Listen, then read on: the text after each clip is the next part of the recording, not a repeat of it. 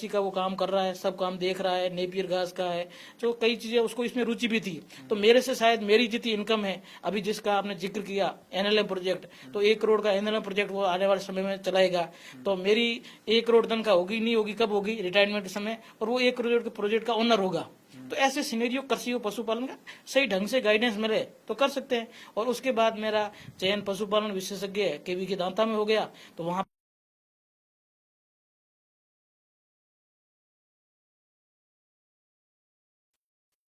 पशु चिकित्सा अधिकारी रिजल्ट हुआ है, तो कृषि के अंदर खूब समझा पढ़ा, और अब मैं मूल व्यवसाय मेरा पशु चिकित्सा का सेवा है, उसके अंदर पशुपालन विभाग के अंदर सेवाएं दूंगा। बाड़मेर जिले के अंदर मुझे जब सिलेक्शन हुआ तब तो मुझे ऐसा बहुत ही महसूस होता है, यार एमबीबीएस डॉक्टर नहीं मिला। लेकिन अब मुझे एक तनिक भी इतना मन में अंदर नहीं है कि मैं वेटनरी डॉक्टर ही बेस्ट हूँ, और वेटनरी डॉक्टर बन के मैं बाड़मेर जिले के किसानों की सेवा कर रहा हूँ। और देश के आईसीआर के सब इंस्टीट्यूट में देखने को, पशुपालन को देखने का जो मौका मिला, वो मेरे लिए बड़ा एक सौभाग्य, एक गर्व की बात है। तो जिस व्यक्ति को जो कार्य मिल जाए उसको बड़े मन से, सहयोग से करेंगे तो निसंदेह रूप से उसमें सफलता भी मिलेगी। और आप सब युवाओं को, जो श्रोता है, उनको भी जो व्यक्ति जो कार्य कर रहा है उसे पूर्ण निष्ठा से किया जाए, पूरा समर्पण से किया जाए। आपको हो सकता है कुछ परेशानी होगी, कुछ समस्याएं भी आएगी, लेकिन जब समर्पण से, दृढ़ निश्चय से आप लगे जाओगे तो किसान कुछ भी कर सकता है। जब बाड़मेर जैसे इलाके के अंदर खजूर और अनार की खेती हो सकती है, तो आपको जो अपना भरण पोषण करना है, किसी भी योजनाओं के तरफ पीछे बढ़ जाइए। और हम केवी के सब लोग काम कर रहे हैं, तो आप इनसे आइए, जुड़िए, और अपना एक टारगेट निश्चित करके समय पर काम करेंगे, तो निसंदेह रूप से आप सब सफल होंगे। और पहला ही सवाल मेरा आपसे यही है कि बाड़मेर के अंदर ये जो एग्रीकल्चर है, इसकी पढ़ाई बहुत कमजोर है, तो यहाँ का बच्चा कैसे एग्रीकल्चर की पढ़ाई करे, इस विषय में आप मुझे विस्तृत जानकारी बताएं। बिल्कुल सर, ये आपने बहुत अच्छा विषय है, क्योंकि वर्तमान समय के अंदर हम देखें तो बाड़मेर में जितने भी कृषि की पोस्ट है, कृषि अधिकारी है या अन्य जो भी पोस्ट है, वो बहुत कम थी। लेकिन पिछले समय में हमारे बाड़मेर जिले के अंदर 3 कृषि महाविद्यालय यहाँ के जन प्रतिनिधियों के प्रयासों से, बाड़मेर के अंदर एक है, एक बाईतू के अंदर है, एक गुड़ा मालानी के अंदर है। उन महाविद्यालयों के अंदर विद्यार्थी अध्ययन करके है कृषि संकाय से संबंधित जुड़ सकते हैं। उससे पहले 11वीं के अंदर नॉर्मली 3 सब्जेक्ट चुनते हैं विद्यार्थी।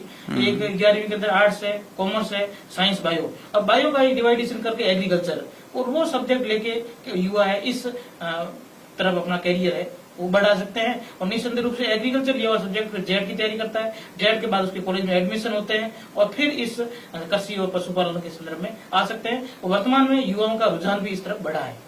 मुझे एक व्यक्ति ने सवाल भेजा कि मैंने एग्रीकल्चर ली, स्टूडेंट ने, और मैंने आईसीआर की तैयारी करी, मेरा सिलेक्शन नहीं हुआ, और 1 साल बाद मुझे मजबूरन डिपार्टमेंट को चेंज करना पड़ा। अब मैं आर्ट से बीए कर रहा हूँ, मैंने उदयपुर जाकर तैयारी करी, तो ऐसा कोई ऑप्शन नहीं है क्या?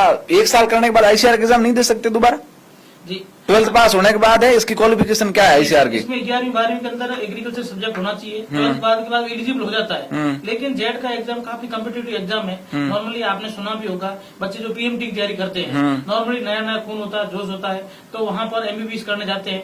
फिर एमबीबीएस में सिलेक्शन नहीं आता है, फिर पशु डॉक्टर की तरफ उसका रुझान बढ़ता है, उसमें भी सिलेक्शन नहीं होता है, फिर बीडीएस की तरफ रुझान बढ़ता है, फिर उसका आयुर्वेद डॉक्टर की तरफ रुझान बढ़ता है। अब इन तीनों में नहीं होता है, फिर जाके बच्चा है कृषि की तरफ रुझान करता है। वैसा मेरा भी हुआ, मैं गया तो वहाँ एमबीबीएस तैयारी करना था। आपने कहाँ से करी एमबीबीएस तैयारी? फिर हमने तैयारी एमबीबीएस नहीं, पीएमटी की तैयारी है कोटा से की, और फिर मेरी डिग्री है पशु चिकित्सा की, वह उदयपुर महाविद्यालय से हुई। तो इस प्रकार का कैरियर का लोगों का रहता है। अच्छा, अभी आप दांता में काम देख रहे हैं केवीके में, 2 साल पहले लंपी की बीमारी आई थी पशुओं के, खासकर गायों में। ये बीमारी कैसे हुई, और इसका अभी भी गायों के अंदर वो ऊपर शरीर के ऊपर अभी भी निशान है, क्या अब ये पूरी तरह खत्म हो गई है? जी, यह बीमारी थी, एक वायरल जनित बीमारी थी। वायरस जनित बीमारियां हैं, बहुत हवा से, छींक से, वायु के माध्यम से फैलती है। जैसलमेर साइड से कुछ पशु हुआ, ट्रांसपोर्ट नॉर्मली अपने यहाँ बाड़मेर जैसलमेर का आपने ट्रेंड देखा होगा, एक पशु चढ़ने जाता है 50 किलोमीटर दूर जाता है।